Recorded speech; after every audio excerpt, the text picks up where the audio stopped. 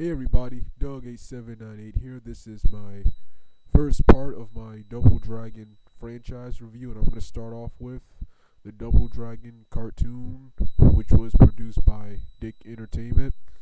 I first saw this cartoon several times in the mid 90s on VHS, and I rediscovered it when I rediscovered and got to watch it again when YouTube emerged, and been a huge fan of this show ever since I've been introduced to it in the mid 90s. This show had adventure, adventure, comedy, good martial arts, and in my opinion, this show was very underrated. For those of you who don't know, Double Dragon, the animated series, is loosely based on the Double Dragon video game of the same name. The first episode of this cartoon is loosely based on the NES version of Double Dragon. In the NES version of Double Dragon, the main protagonists Billy and Jimmy Lee are both separated by birth. Billy Lee is raised by a martial arts master named Oldest Dragon to fight for good and justice, and Jimmy Lee is raised by the main antagonist of the series, the Shadow Master, to fight for evil. Fight for evil. Fight for evil. And by the end of the second episode, the Shadow Master betrays Jimmy Lee for repeated failures, and Jimmy Lee joins Billy Lee in his quest to bring down the Shadow Master. Also in the first episode is Marin, the damsel in distress who gets kidnapped at the beginning of the game. In this version, she's a cop, and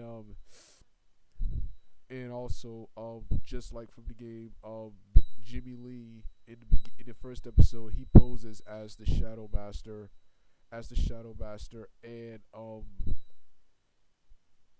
Boa Bobo, the other antagonist, Boa Bobo, a big muscular blue man, a big muscular guy who you fight at the beginning of the game, and Willie, a cowboy, are two early boss characters from the game, are his underlings, just like in the NES game. From the second episode onward, the show becomes completely toyetic. Every character, vehicle, form of equipment, device, everything is completely original and created specifically for the show. So like I was saying, the first episode is loosely based on the NES version of Double Dragon, but after that, the cartoon becomes pretty much an X-Men, Teenage Mutant Ninja Turtles, Dragon Ball Z, Fist of the North Star, Saint Seiya type cartoon with magical swords, superpowers, transformations, and all that stuff. Like I said in the beginning, this show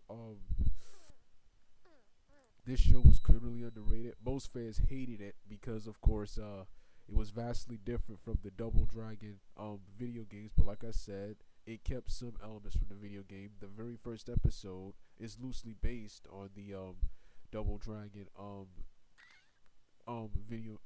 video games, and it kept mostly the major plot of the game, which features Billy and Jimmy Lee, two brothers, fighting the Black Dragon gang, Only difference is in this, they have superpowers. Well, because this was created by Dick, and the people here wanted to sell more toys, so they gave them weapons. And they had them transform into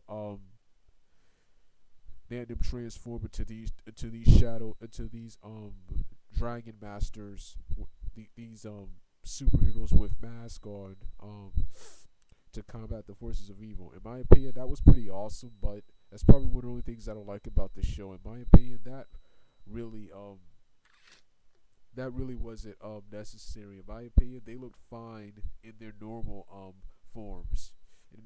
Throughout the series, throughout the series, they're recruiting various allies to help them combat the Shadow Master. Most of their names escape me. There's the first guy is a guy who looks like Jax from Mortal Kombat and TJ Combo from Killer Instinct and Cyborg from Teen Titans. Then there's a white-looking guy who uses capoeira dance moves, capoeira dance martial arts moves, who was in a village with some kids. Then there's a violent Asian woman who learns to settle down and learns that revenge isn't everything. Then there's Tsunami, a guy named Tsunami. The only name I do remember is a big sumo guy in a martial arts costume who looks vastly similar to E Honda from Street Fighter. But yeah, they recruit various allies to fight the Shadow Master. The main antagonist of the series, like I said, is the Shadow Master, a mysterious, enigmatic figure clad in black who's responsible for most of the crime in the fictional Metro City, which is where the series takes place. And his henchmen in the first episode were, of course, two henchmen from the game, Bobo and Bill and Willie. In the second episode, after repeated failures, this is one of the only other things I don't like about the series. The Shadow Master disposes of Willie and Bobo by sucking him into a wall, never to be seen again for the rest of the series. They replaced him with a guy named Sickle and Trigger Happy. Two good but bland, boring villains nobody cares about, just to sell more toys. That's the only thing. That's the only thing.